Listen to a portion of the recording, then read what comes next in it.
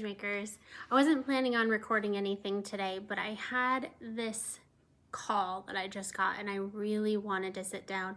Figured, hey, I have coffee, I've got a Changemaker, let's talk it out. So 2 weeks ago, I thought I might lose one of our largest clients. They emailed to say they were considering switching products or classes in this case, walking away from something that we had built together literally over the last decade. And just like that, I was staring down a major loss, a crippling loss, especially after a hard year, which 2025 was. And my instinct in that moment, especially as someone that typically runs a little bit on the high anxiety side of things, is spiral. Overanalyze, fix. What can I do? And go down to that what if mode that I have said many times that I'm a master of. But I did something different. I paused. I took a breath. I asked better questions. I worked to understand the full story. What exactly were the challenges that they were running up against? I had years of proof that our product was working, but what were they facing today that changed their perspective on it? And instead of defending, I made a decision. I would re-engineer the product to meet them where they are. I would say yes to what changes they needed, and I would adjust how this product was being implemented. Not just how it was delivered, but how it was being implemented. And here's the part I want changemakers to really hear. The instincts that guided me in that moment, the ability to read the situation, to adapt, to anticipate needs. Remember that identify it, name it, close the gap that we talked about the last time. These are not things I learned in business school.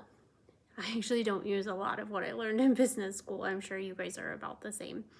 They are things that I learned much later through practicum. The ability to read the room, to adjust to somewhat shape shift of sort. It's interesting for many women, these are coping mechanisms, right? Like we developed or inherited to navigate systems that weren't built for us. But here's the shift. What we were taught, what I was taught to see as a coping mechanism, in reality is an advanced leadership skill. The only catch is we have to use this intentionally, right? Changemakers know how to make this work.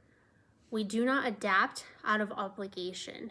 We choose when and how to flex. And in this particular case, this client is more than worthy of my change and re-identification of what the actual problem was so that I could create a product that best met their needs. Using this allows us to build better products, stronger relationships, and more resilient businesses. And in my case, the ability to adapt on purpose put me back in a position of strength. So move me away from the spiral and the what if thinking to, okay, here's what I can do. And I think that this is so feminine, right? Like we have this ability to adapt, to change, not prove that we're right, but best meet the needs of those who are around us. And I want to just point changemakers that the importance is the shift from coping, using our strengths to cope, to get through things, to leading. That is change making. Cheers.